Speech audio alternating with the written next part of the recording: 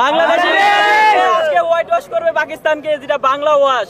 ইনশাআল্লাহ বাংলাদেশ আজকে জিতলে বাংলা পাকিস্তানকে একটা বাংলা ওয়াশ দিবে ইনশাআল্লাহ। রাজা তুমি ফিরে আসো, তোমার স্থান এখনো কেউ নিতে পারেনি। রাজা তুমি কাম ব্যাক করো এই বাংলার মাটিতে, মিরপুরে আবার তুমি আসো, আমরা আবার তোমার খেলা উপভোগ করতে চাই। সাকিব আই মিস ইউ, যেখানেই থাকো তুমি ভালো থাকো। হ্যালো গাইজ, আমি রয়েছি এখন মিরপুর শেরেবাংলা স্টেডিয়ামের সামনে। তো আজকে হচ্ছে পাকিস্তান এবং বাংলাদেশের তৃতীয় ম্যাচ। তো অলরেডি পাকিস্তান 2 ম্যাচ হেরে গেছে। আজকে কি হোয়াইট ওয়াশ হবে, এই প্রশ্নটা আমাদের সকলের মুখেই। কারণ হচ্ছে আজকে যদি হোয়াইট ওয়াশ হয় একটা নতুন রেকর্ড হয়ে যাবে, কারণ এর আগে পাকিস্তানকে বাংলাদেশ কখনো হোয়াইট ওয়াশ করতে পারেনি মিরপুর স্টেডিয়ামের মধ্যে। তো আমরা দেখতে পাচ্ছি অনেক দর্শক এখানে, অনেকে রয়েছে যে 500 টাকার টিকিট 1000 টাকা করে বিক্রি করে। কারণ হচ্ছে যারা টিকিট সঠিক সময় কাটতে পারেনি বা এরাই কাটতে পারেনি, একজনে 20-30টা 40টা করে আগের দিন কেটে রাখছে। তো আমরা এখন দেখব যে বাংলাদেশকে নিয়ে তাদের প্রত্যাশা কি, দর্শকদের আশা ভরসা কি। অনেকে টিকিট না পেয়ে এখানে বাইরে দাঁড়িয়ে রয়েছে। তো আমরা এখানে যারা দর্শক রয়েছে তাদের মুখ থেকে শুনবো যে তারা মানে কেমন আশাবাদী আজকে, বাংলাদেশ কি আজকে হোয়াইট ওয়াশ করতে পারবে পাকিস্তানকে। তো আমরা দর্শকদের মুখ থেকে শুনবো। আমরা দেখতে পাচ্ছি অনেকগুলো বা মানে জার্সি পরে দর্শক দাঁড়িয়ে রয়েছে, তারা প্রস্তুত বাংলাদেশের খেলা দেখার জন্য। তো ভাইরা, কি অবস্থা ভাই? তো আপনারা কোন জায়গা থেকে আসলেন সবাই? আমরা নরসিংদী থেকে। নরসিংদী।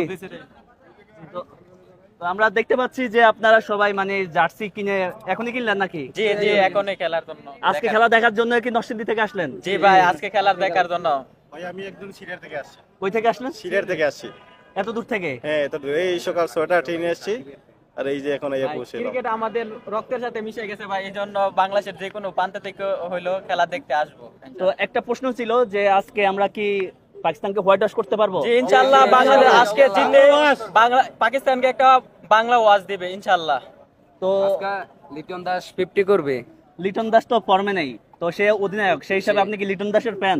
জি, আমি আসলে সাকিবের ফ্যান। হ্যাঁ, তো সাকিবকে খুব মিস করি। মিস করেন? ইনশাআল্লাহ সাকিব আল হাসানও আমাদের মাঝে কামব্যাক করবো ইনশাআল্লাহ খুব দ্রুত। আমরা তাকে বাংলার মাঠে দেখতে চাই।